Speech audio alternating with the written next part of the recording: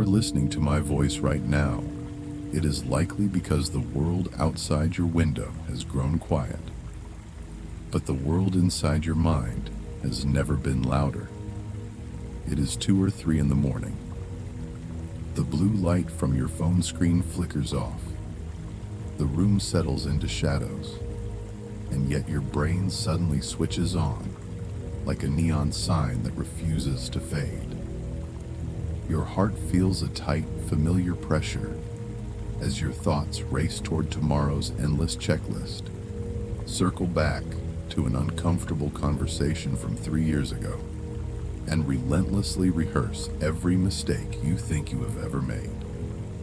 You flip from your left side to your right, pull the blanket over your shoulders, and ask yourself with growing exhaustion, why can I not just rest? What is fundamentally wrong with me? I want you to hear me clearly right now. There is absolutely nothing wrong with you. You are not broken. You are not failing. And you are not alone in this dark room. What you are experiencing tonight is the heavy weight of the modern human condition.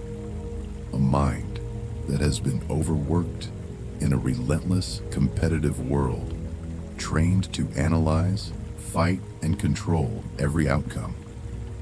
But when the day ends and the external noise stops, that same mind turns its restless energy inward.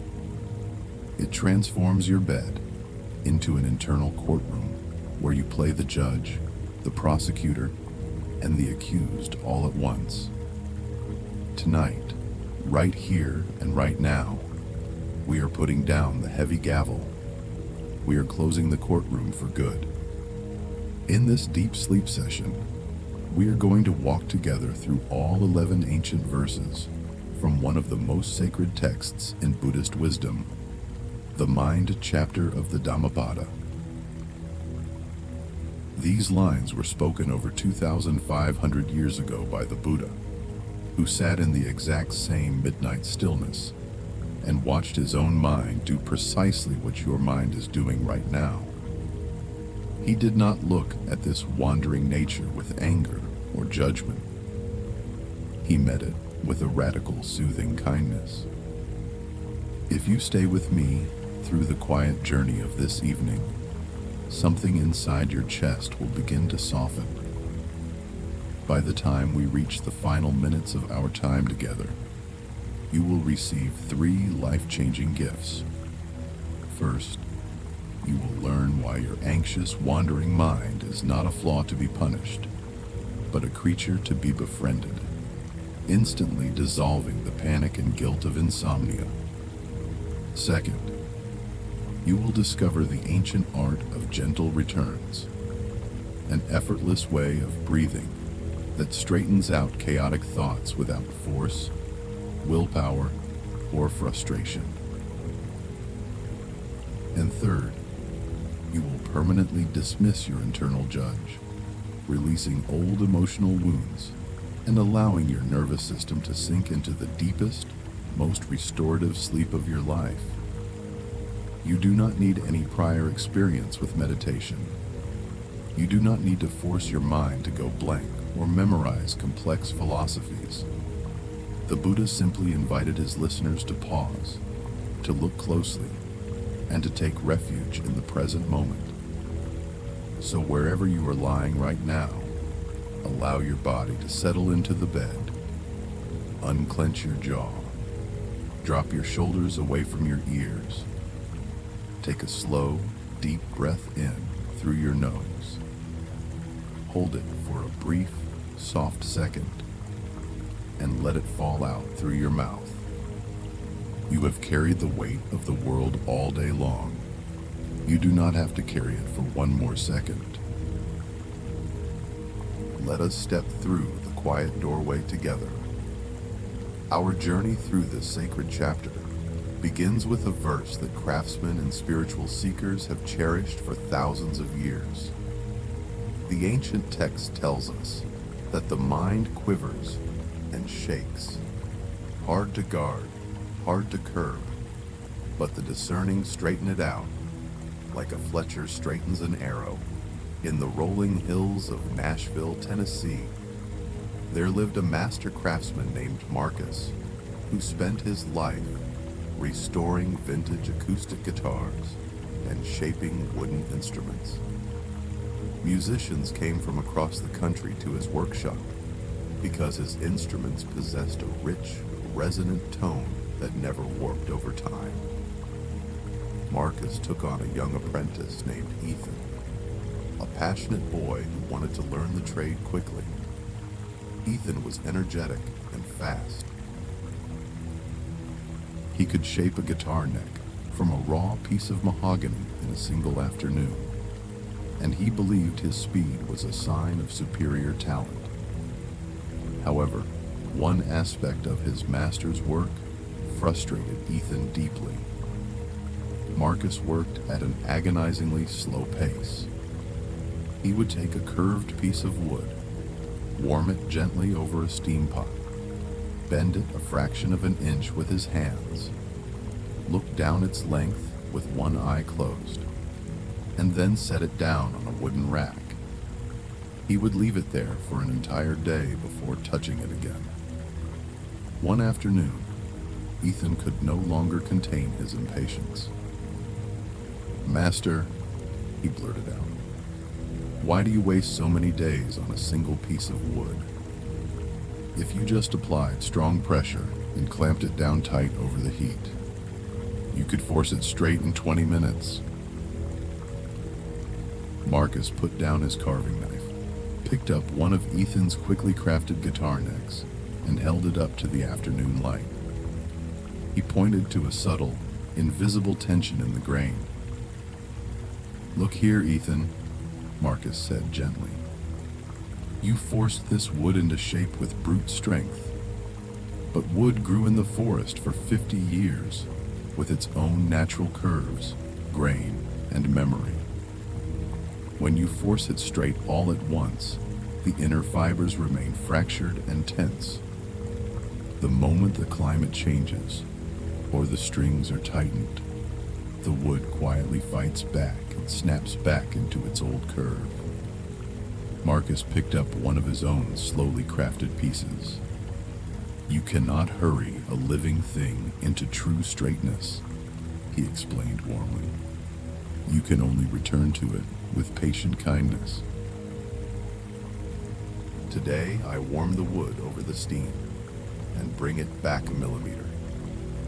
Tomorrow I warm it again and bring it back another millimeter. I do not scold the wood for remembering its forest shape. I simply offer it warmth and a patient hand, day after day, until my shape becomes the wood's natural way of being." Years later, when Ethan was running his own workshop, he realized that Marcus had not just been teaching him about wooden guitars. He had been giving him a masterclass on how to heal the human mind. Training the mind is not an act of aggressive discipline, but an act of infinite patience. When you lie in bed tonight and notice that your mind has wandered into worry for the 100th time, you do not need to get angry with yourself. You do not need to declare that you are terrible at relaxing. Every single time you notice your mind has drifted, and you gently, warmly bring your attention back to the breath, saying to yourself, in, out, deep, slow, you have warmed the fibers of your mind over the fire of awareness. You have straightened the arrow by 1/fraction of an inch. The act of wandering is not a failure. The warm, compassionate act of returning is the practice itself. If your mind strays 1,000 times tonight, and you bring it back 1,000 times with a soft smile, you have performed 1,000 acts of deep spiritual healing. This gentle return leads us directly to the second verse of the Mind chapter, which paints a vivid, unforgettable picture of a mind in deep distress. The ancient text whispers that like a fish out of water thrown up on dry land, this mind flips and flops, trying to find its way home. Imagine a little girl walking along a quiet wooden dock near a salmon bay in Oregon as the sun sets. As she steps near a pile of damp ropes, she hears a frantic, wet slapping sound against the wooden planks.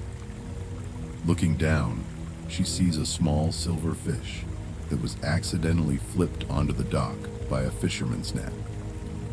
The fish is twisting, flipping, and flopping with desperate urgency.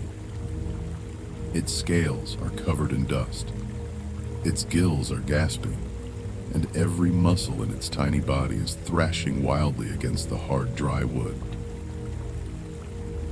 The little girl does not stand over the fish and scold it. She does not lecture the fish about why it left the sea, nor does she judge it for thrashing so messily on the dock. She sees only a living creature out of its natural element, terrified and struggling to survive. Gently, she kneels down on the damp wood. She cups her two small hands together, scoops up the thrashing fish with immense care, and walks to the edge of the dock. She lowers her hands into the cool, clear seawater. For one brief second, the fish remains still in her open palms, feeling the cool liquid surround its gills.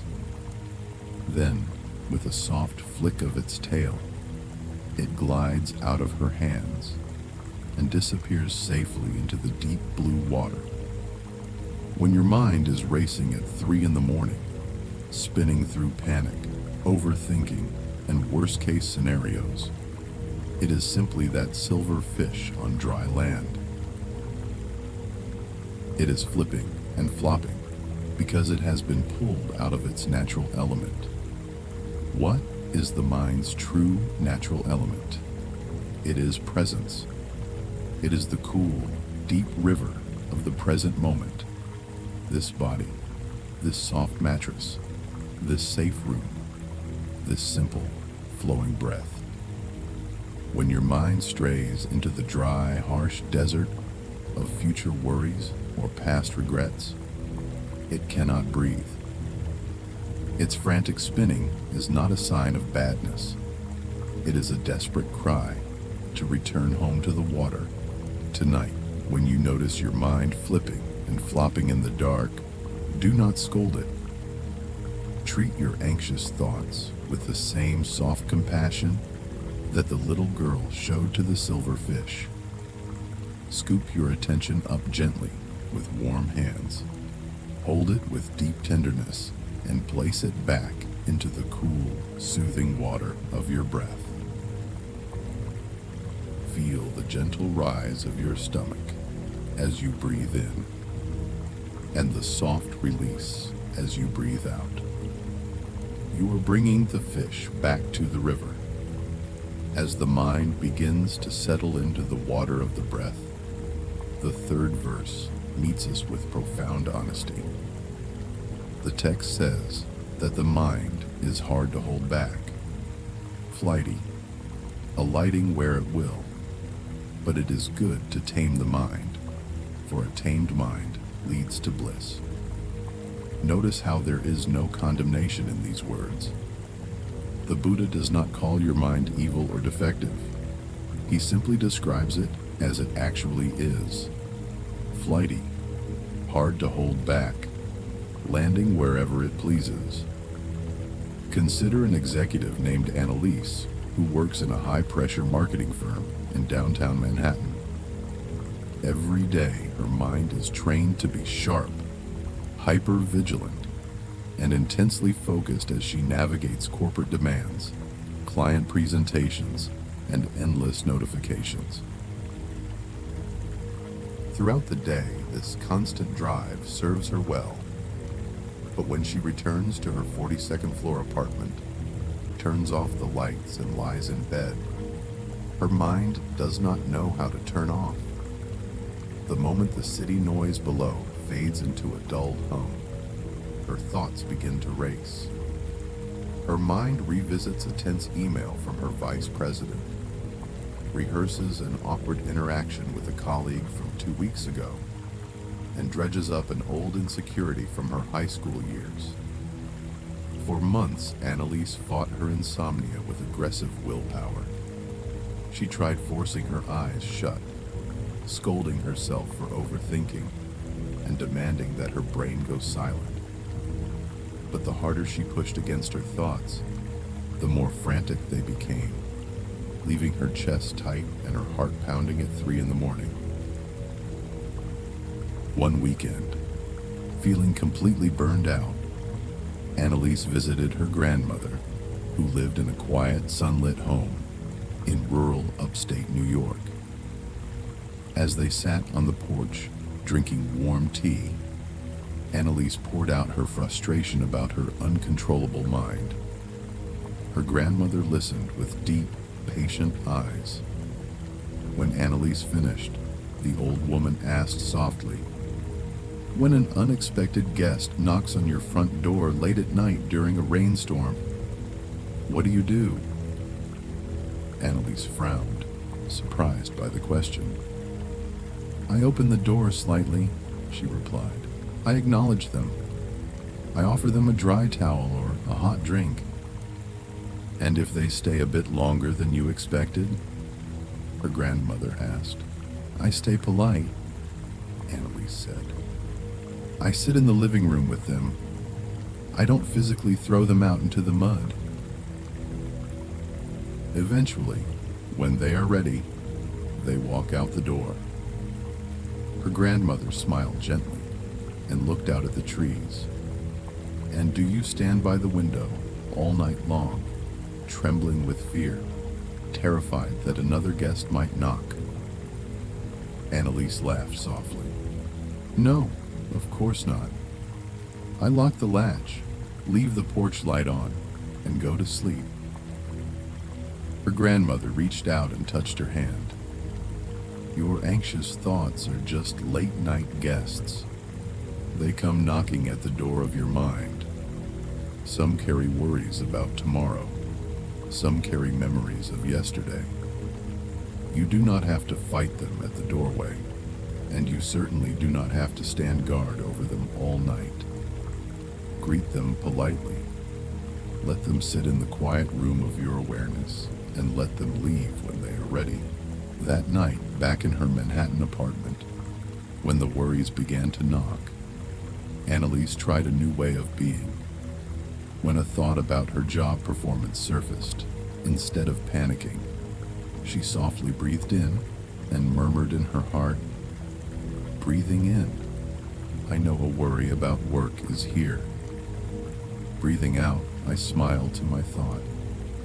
When an old memory of failure returned, she whispered, "Hello, my old memory.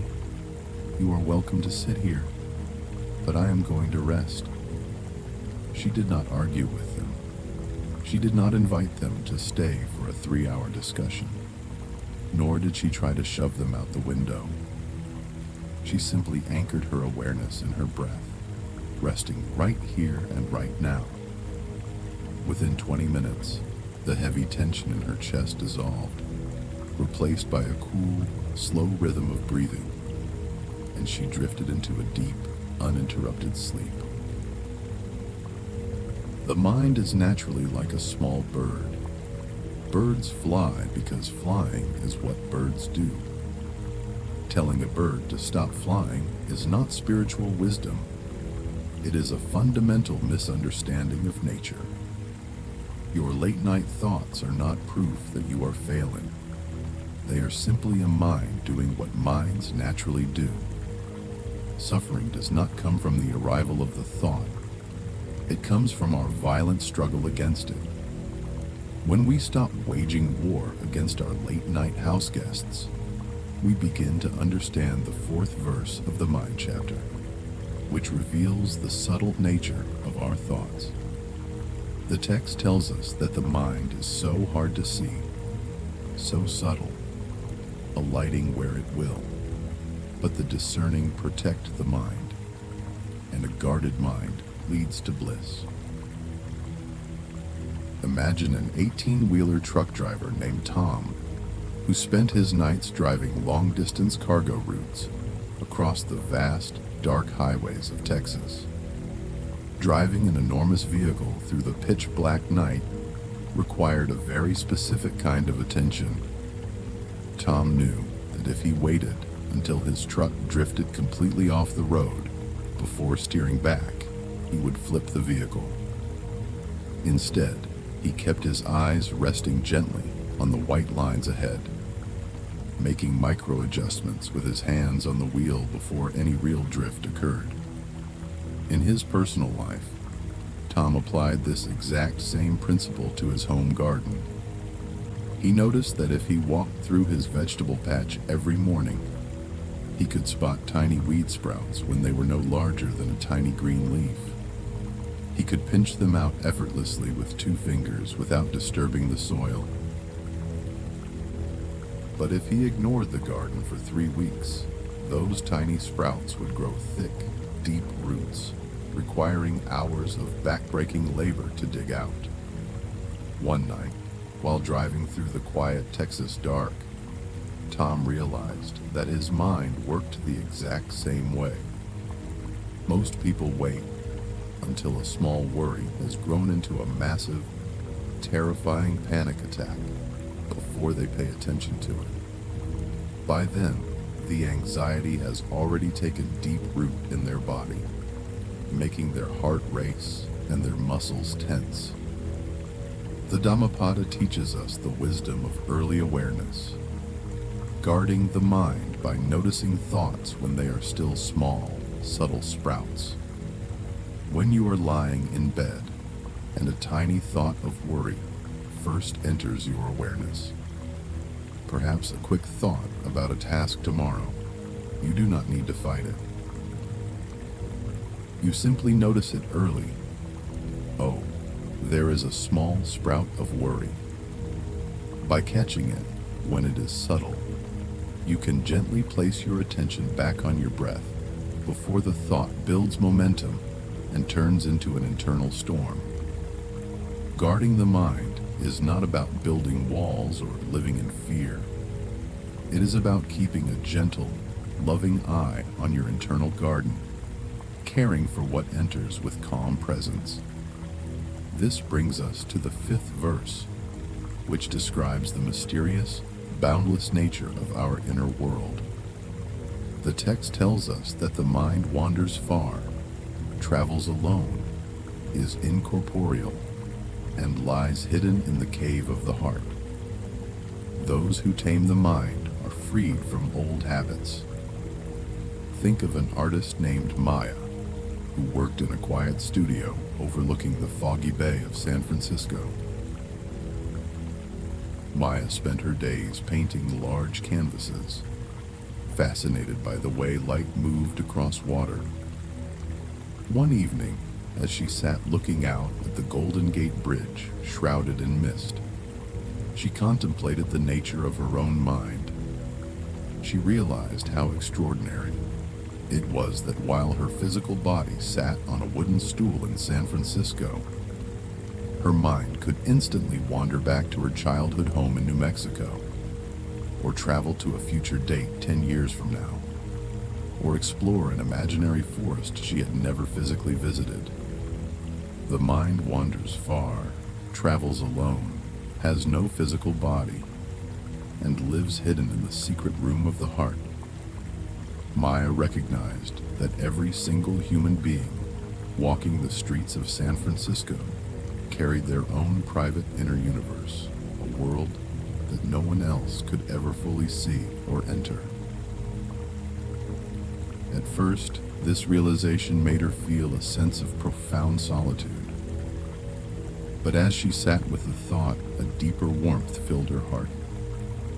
She realized that because every human being is alone inside their private mind, we are all united in the exact same experience. Our shared inner solitude is the very bridge that connects us all. When you lie in your room tonight, remember that your mind is a sacred, boundless space.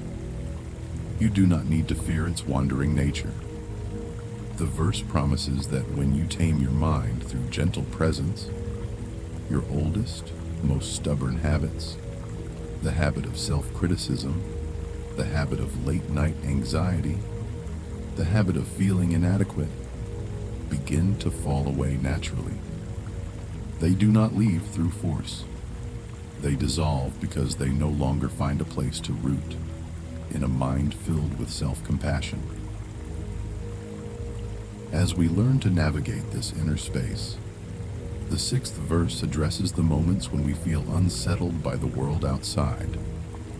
The text warns us that if a person's mind is unsteady, if they do not know the true teaching, if their peace is constantly wavering, their wisdom will never reach fulfillment. Consider a financial analyst named Julian, who worked in a towering office building in downtown Chicago. Julian's entire life was dictated by the volatile movements of the stock market. Every morning, he woke up to flashing red and green numbers on his screens, and every evening, his mood depended entirely on whether the market had closed up or down. If the market plummeted, Julian felt a wave of terror in his stomach. If it rose, he felt a temporary surge of relief. Because he anchored his internal sense of security on external numbers that changed every second, his mind was perpetually unsteady. He lived in a state of constant emotional motion, lying awake at night, analyzing market forecasts, interest rates, and global trends. His internal peace was completely held hostage by events he could never control. One stormy winter evening, exhausted by the relentless stress, Julian walked along the edge of Lake Michigan near the Chicago harbor. The wind was howling, turning the lake into a chaotic mess of dark, freezing waves that crashed violently against the concrete pier. But as Julian looked out into the darkness, he saw the steady, piercing beam of a lighthouse standing firm at the harbor's entrance. The waves slammed against its stone base. The freezing wind roared around its tower, and the storm raged on every side. Yet the lighthouse did not shake. It did not try to argue with the storm, nor did it panic when a massive wave crashed over its rocks. It simply remained anchored to the bedrock, deep beneath the water, shining its warm, clear light into the dark. In that freezing moment, Julian understood what his life was missing. He had spent years trying to calm the ocean of the external world so that he could feel safe, when what he truly needed was to build a lighthouse inside his own consciousness. He realized that as long as his peace depended on external conditions, on market trends, on other people's opinions, or on a flawless day, his mind would remain unsteady. That night, when he lay in bed and his thoughts began to spin about the financial future, he took a slow breath and visualized the stone lighthouse deep inside his chest. He said to his thoughts, "The waves outside may crash, but my inner lighthouse remains anchored." He stopped trying to control the storm and anchored himself in his breath, right here and right now. Within minutes, his pulse slowed, his body relaxed, and he found a deep, unshakable rest. When we find that inner anchor, we are ready to receive the 7th verse of the Mind chapter, which touches the most overworked, self-critical part of our soul. The ancient text whispers that he whose heart is undamaged, who has given up right and wrong, who is alert, has nothing to fear. Think of a software engineer named David, who worked at a major tech firm in Seattle. For over 15 years, David carried an invisible, exhausting weight inside his chest. A relentless internal courtroom that convened every single night the moment he laid his head on the pillow. The prosecutor in his brain would present the daily charges. Why did you freeze during that morning presentation? Why weren't you more patient with your daughter when she dropped her milk? Why haven't you achieved more at your age?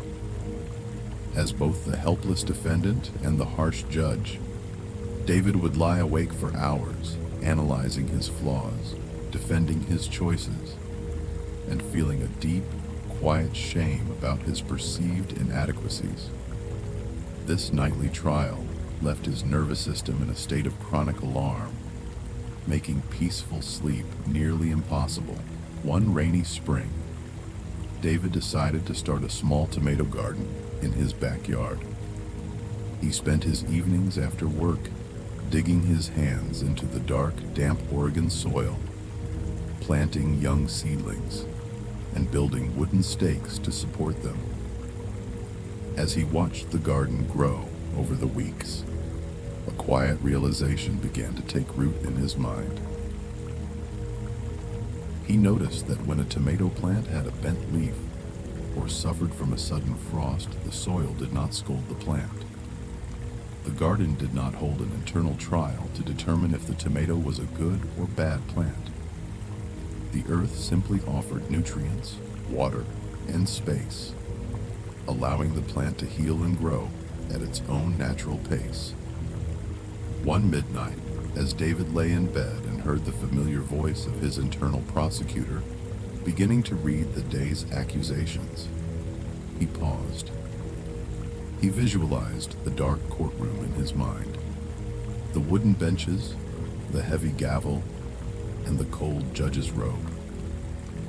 For the first time in his life, he mentally walked up to the courtroom door, hung a wooden sign on the latch, and closed it shut. In his heart, he declared softly, "The courtroom is permanently closed. The judge is excused tonight. The case is dismissed." He let go of the need to grade his day as right or wrong, successful or unsuccessful. He chose to see himself not as a defendant on trial, but as a living creature, like his tomato plants, doing his best in a complex world, needing rest, warmth, and care. He took a slow breath in and whispered, "Breathing in, I calm my body. Breathing out, I smile. Present moment, wonderful moment." Within moments, the invisible fear that had gripped his heart for 15 years dissolved. With no judge left to fear, his body relaxed into the mattress, his breathing slowed, and he fell into a peaceful, unbroken sleep. When you give up the habit of grading yourself, you realize that most of your nighttime fear is not about the world outside. It is about the fear of failing your own impossible internal standards. When you lay down the inner judge, your heart returns to its undamaged state. As the heart begins to heal from self-judgment, the 8th verse offers us a profound realization about the fragile nature of our physical existence. The text guides us to understand this body as fragile like a clay jar, and to fortify the mind like a walled fortress, conquering passions with wisdom. Consider an architect named Robert, who ran a successful design firm in San Jose, California. Robert spent his career designing steel and concrete high-rises in Silicon Valley, believing that with enough planning, engineering, and financial security, a person could build a life that was completely immune to disaster. He took pride in his physical fitness, his meticulously planned retirement accounts, and his flawless routine. But at 52 years old, Robert experienced a sudden, unexpected health flare-up that landed him in the hospital for 3 days. Sitting in a stark white hospital room, listening to the beep of heart monitors, Robert felt his entire worldview shatter. For the first time in his life, he realized that despite all his architectural skill, his physical body was as fragile as a thin clay jar. A single microscopic virus, a sudden spike in blood pressure, or a minor cellular shift could crack the vessel he had spent 50 years perfecting. The realization terrified him, keeping him awake for nights on end as he obsessed over every minor sensation in his body. One afternoon, while recovering at home, Robert sat looking at a collection of ancient Native American clay pottery he had purchased years ago in New Mexico. He noticed a small, beautifully painted clay jar that had a tiny hairline crack running along its side. The jar was fragile. If dropped on a stone floor, it would break into 100 pieces. Yet, inside the jar rested a small, smooth piece of polished quartz crystal that had survived for millions of years untouched by time. Robert stared at the jar and realized the profound distinction the Buddha was making. Our physical body is the clay jar. It is made of organic matter. It ages, it gets tired, and eventually, it breaks.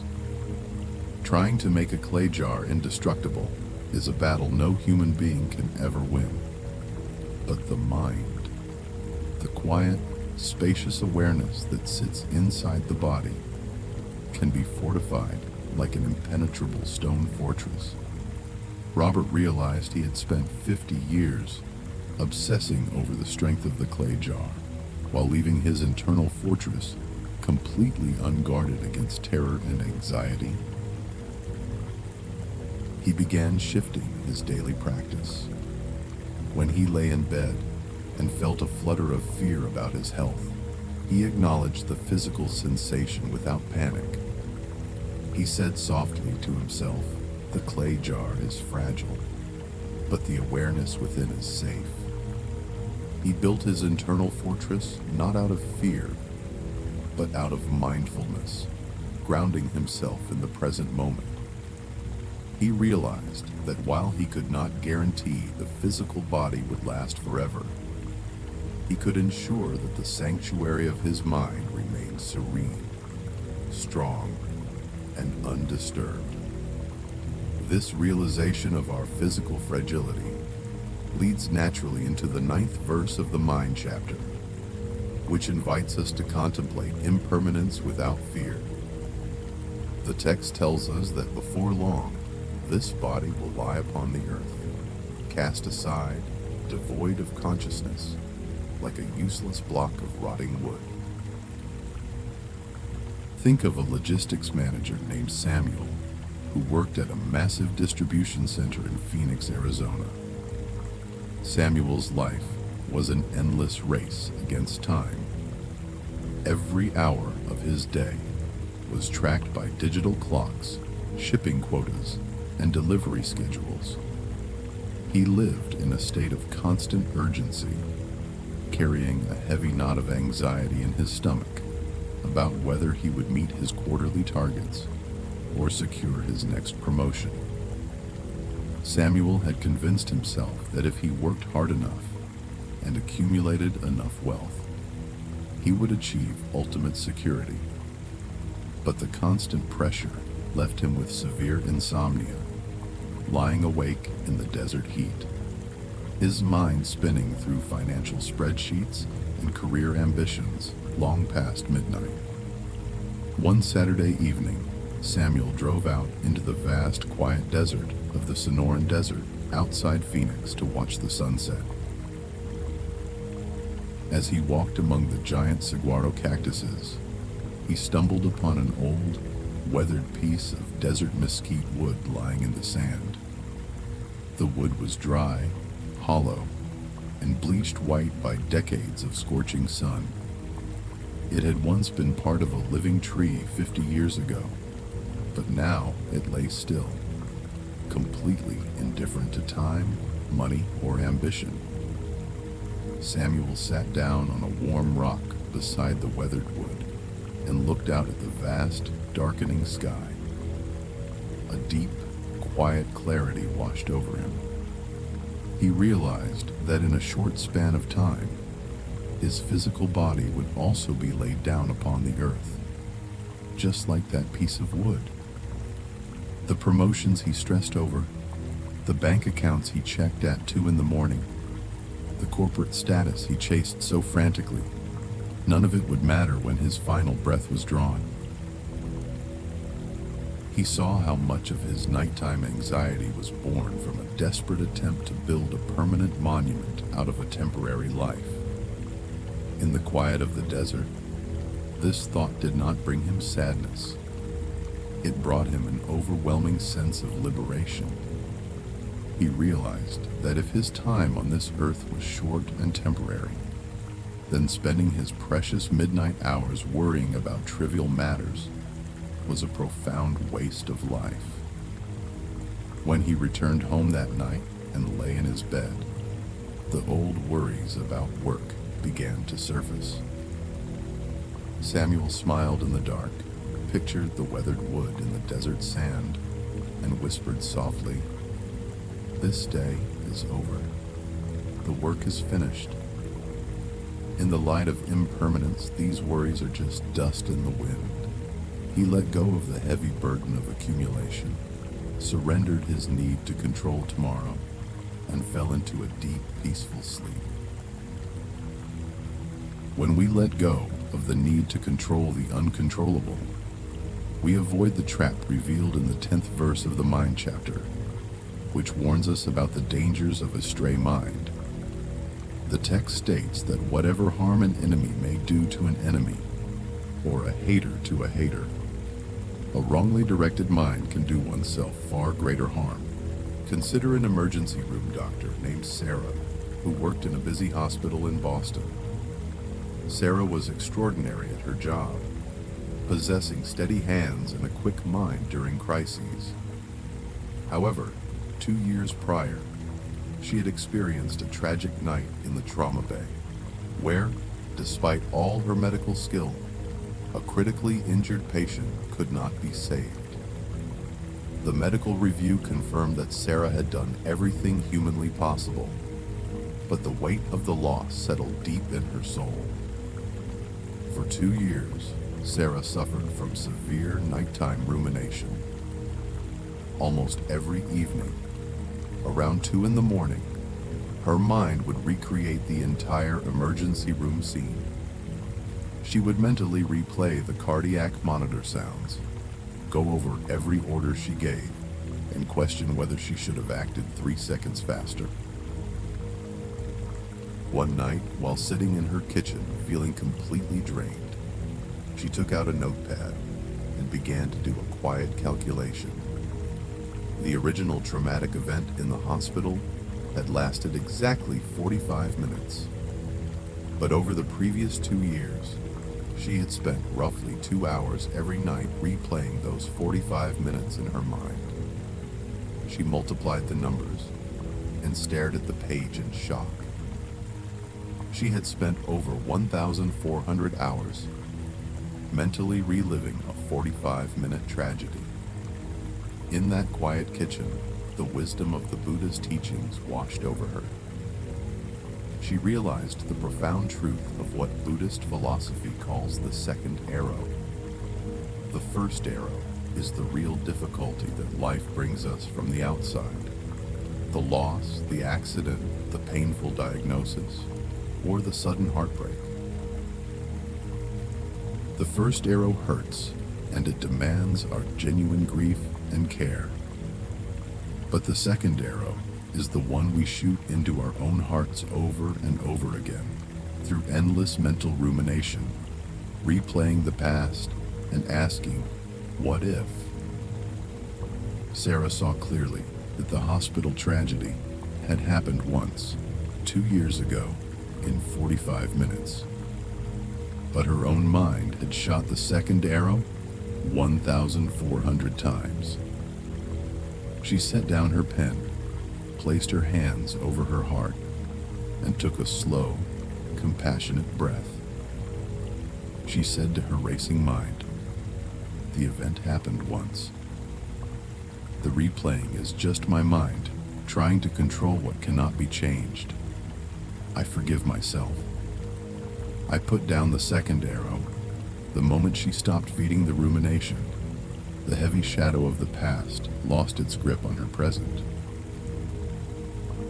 She walked back to her bedroom, got under the covers, and slept peacefully through the night. The event is over. The thinking does not change the past. It only steals your present peace. Recognize the second arrow. Hold your heart with tenderness and allow the mind to return to the safety of this moment. And now, as the night deepens and the quiet settles into the very wood of your room, we reach the 11th and final verse of the Mind chapter, a promise of incredible comfort that redefines our relationship with ourselves. The text whispers that what neither mother nor father nor any other relative can do for you, a rightly directed mind can do for you even better. Consider an elderly woman named Eleanor, who lived alone in a small, cozy log cabin beside a frozen lake in rural Maine. Eleanor was 72 years old. Her husband had passed away years before. Her children were grown and living in distant states, and her days were quiet. Many people asked Eleanor if she felt lonely living by herself during the long, dark New England winters. Eleanor would always laugh softly, her eyes crinkling with genuine warmth, and reply, "How could I be lonely? I am in the company of my oldest friend." When Eleanor was younger, she had been harsh with herself. She used to criticize her mistakes, worry constantly about her future, and speak to herself with an internal tone that was cold and demanding. But in her 60s, after reading the timeless teachings of mindfulness, she realized a fundamental truth. Her mind was the only companion that would never leave the room. It had been with you since your very first breath as a newborn child. It had walked with you through every heartbreak, every silent victory, every hidden tear, and it would be with you until your very last moment on this earth. Eleanor decided to transform her internal dialogue. She began treating her mind the way a loving mother treats a tired child. When a worry about her health or aging surfaced at night, instead of panicking, her internal voice would gently whisper, "It is all right, my dear. We are safe in this warm cabin. The fire is burning. The blanket is soft. Let us rest together." When she made a mistake, she did not scold herself. She offered herself the same warm, forgiving words she would offer to a beloved friend. Over years of patient practice, Eleanor built an internal sanctuary so loving and peaceful that being alone in her head felt like sitting beside a crackling hearth with her dearest companion. This is the ultimate promise of the Mind chapter. Your mind is not an enemy to be conquered. It is your lifelong partner waiting to be befriended. When you tend your thoughts with warmth, patience, and non-judgment, your mind transforms into a powerful sanctuary that protects you from the anxieties of the world. It becomes a source of unconditional comfort that holds you when no one else is there. All 11 verses of the Mind chapter meet us right here in the quiet of the night.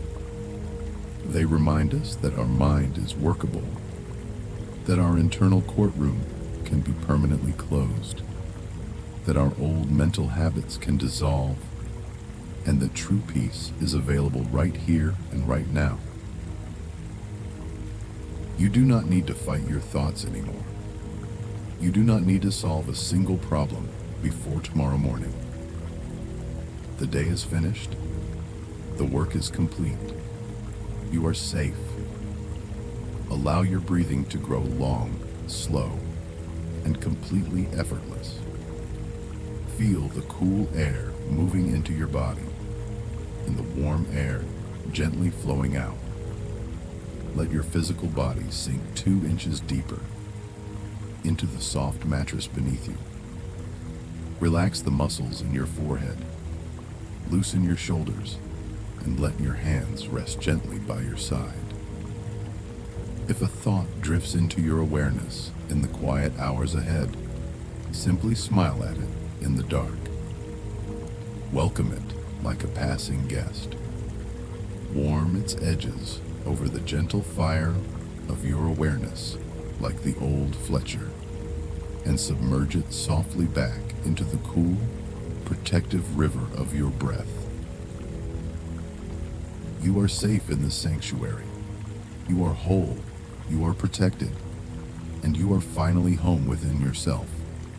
Just breathe. Right here, right now. Sleep well, my dear friend. Rest in peace.